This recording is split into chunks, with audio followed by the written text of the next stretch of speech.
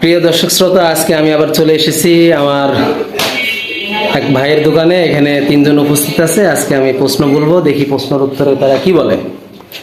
প্রথমে চলে যাব, আচ্ছা প্রশ্ন তিনজনের জন্যই। তিনজনে আপনাদের ভিতরে কথাবার্তা বলে সঠিক উত্তরটা দেওয়ার চেষ্টা করবেন। রহিম মিয়া ও জয়নাল মিয়ার বাড়ির মাঝামাঝি মোরগে ডিম পারলো, তাহলে ওই ডিমটা কে পাবে?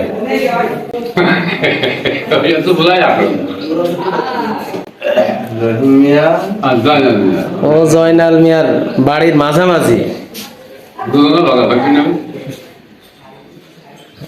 আচ্ছা আবারও বলছি, রহিম মিয়া ও জয়নাল মিয়ার বাড়ির মাঝামাঝি মোরগে ডিম পারলো, সেই ডিমটা কে পাবে? প্রিয় দর্শক শ্রোতা, তারা চেষ্টা করছে। আমি বলেছি রহিম ও জয়নালের বাড়ির মাঝামাঝি মোরগে ডিম পেড়েছে, ডিমটা কে পারবে? একটু চেষ্টা করেন, চেষ্টা করে দেখেন। ভাই বলল জয়নাল পাবে। ভাই আপনি বলেন কে পাবে? একটু চিন্তা ভাবনা করে বলেন। রহিম পাবে। আচ্ছা ভাই, আচ্ছা তা আপনি কি বলছেন? আপনার কি মনে হচ্ছে কে কে পাবে? কি দুজন কি সমান ভাগ করে নেবে না কে পাবে? কি হ্যাঁ বুঝতে পারছেন না? আচ্ছা আমি 1 থেকে, আচ্ছা প্রিয় দর্শক শ্রোতা, আপনারা যদি উত্তরটা জেনে থাকেন বলবেন। আমি 1 থেকে 10 পর্যন্ত গুনবো, এর ভিতরে উত্তরটা বলার চেষ্টা করতে হবে।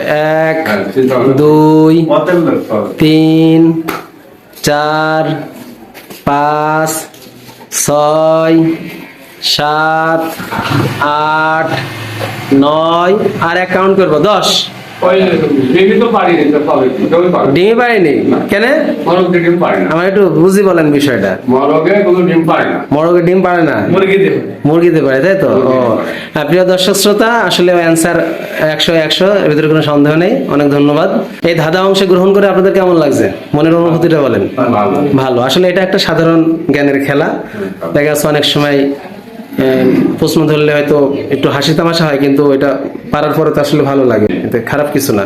ঠিক আছে, সকলে ভালো থাকুন, সুস্থ থাকুন। আসসালামু আলাইকুম ওয়া রাহমাতুল্লাহি ওয়া বারাকাতুহু।